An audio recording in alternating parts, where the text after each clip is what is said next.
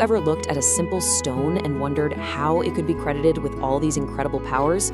You know, everything from spiritual protection to actual physical healing? Well, today we're diving into exactly that, but with a specific focus on one stone, Chalcedon. We're going to unpack the 5 distinct abilities it's said to have, according to our source material. So, what is the deal with Chalcedon? I mean, according to the document we're looking at, it is way more than just a pretty rock. It's supposedly packed with 5 specific benefits. And just to be clear, we're not getting into the geology of it all. We're focusing only on the abilities this stone is claimed to have. Let's see what they are. So, what are these 5 powerful claims? It's really fascinating how our source breaks them down. It starts out in this kind of spiritual realm, and then, by the end, it's talking about things that are purely physical. Let's start with that first category.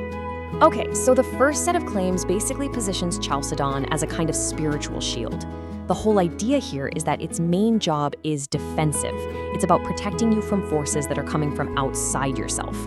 And what's really interesting is how specific our source gets about what this shield protects you from. On one hand, you've got this pretty modern, broad concept of negative energy. But then it points to something way more ancient and specific, the evil eye. So right off the bat, we're given 2 very different kinds of protective functions. So to put it simply, these first 2 claims are all about building a defense against unseen threats. It's a shield, plain and simple. But as we're about to find out, protection is really only half the story of what this stone is claimed to do. And this is where the focus pivots, like dramatically. We're shifting away from defending against the outside world to creating balance within. This next claim presents Chalcedon not as a shield, but as a harmonizer. So yeah, it's not about pushing away external forces anymore. The narrative completely changes to be about internal alignment. It's a really fundamental shift in purpose, from defense to harmony. And here it is, the third claim, word for word from our source. Chalcedon provides harmony between soul and body. See? This has nothing to do with blocking things. It's all about building a bridge between the spiritual and the physical, creating this state of inner peace. You know, that idea of bridging to the body brings us perfectly to our final theme. This is where the claims become much more grounded, much more tangible. Our source presents Chalcedon as a physical guardian, with benefits that are directly tied to the health of your actual body. Our source lays out 3 really specific physical benefits. First, it's said to handle immediate stuff, like reducing a cough and a fever. Then it shifts to preventative care for one particular organ, claiming it keeps the thyroid glands healthy.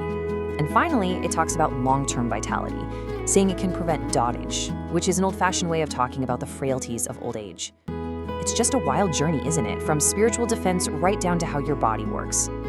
So there you have it. Those are the 5 distinct claims as they're laid out in our source. We've gone from the spiritual to the cellular. We've covered a lot of ground. So let's pull it all together and just take a quick look at the whole picture. Looking at it all in a table like this really makes the scope of these claims clear, doesn't it? You've got the spiritual domain, where it's a shield against negative energy and the evil eye. Then you have the internal domain, where it's a harmonizer for the soul and body. And finally, that physical domain with 3 separate jobs: fighting sickness, supporting a specific gland, and even holding back the effects of aging. Seeing it all together just highlights the incredible range of abilities that our source attributes to this one stone. And that really just leaves us with one last big thought to chew on. We've just laid out how this one single object is loaded up with this huge range of powers, from spiritual warfare to physical health. Now, all we've done here is explain the claims as they appear in our source. But it all leads to a much bigger question for all of us, which is, how do we, as people, assign such profound meaning and power to objects in the first place?